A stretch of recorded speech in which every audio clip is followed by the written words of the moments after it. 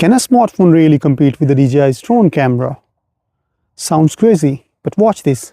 This is iPhone 17 Pro and this is DJI Flip with the dedicated camera and gimbal.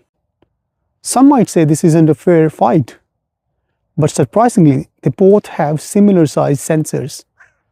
The only issue is that iPhone 17 Pro has a digital stabilization, whereas DJI Flip has a 3-axis gimbal. So, to level the playing field, I'm going to pair iPhone 17 Pro with DJI Osmo 7.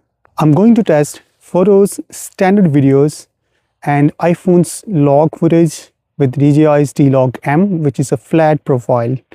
And to keep the comparison fair, I'll shoot from the same angle to maintain a consistent point of view across cameras. Let's start simple. Both the phone and the drone are completely still here. This lets you focus on the skin tones and how each camera handles background colors and contrast. Behind me is Nidarosdomen, one of the oldest and most iconic churches in Norway. When it comes to log footage, Apple's log is clearly better. It gives you more usable dynamic range, stronger contrast, and richer colors once you start grading. DJI's D-Log M, however, is flatter and more neutral, but it doesn't offer the same headroom or flexibility in post. As the light fades, the iPhone 17 Pro holds on to detail much better thanks to its low light processing. The DJI Flip keeps a more natural look, but performance drops noticeably in diminishing light. The iPhone 17 Pro handles dynamic range impressively.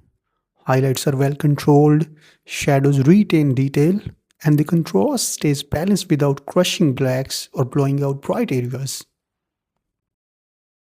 That covers video performance. Next, let's move on to still photography and see how these two compare in photos.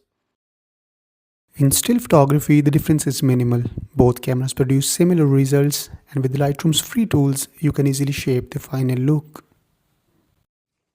Now, let's combine the footage from iPhone 17 Pro and the DJI Flip to tell a short cinematic story.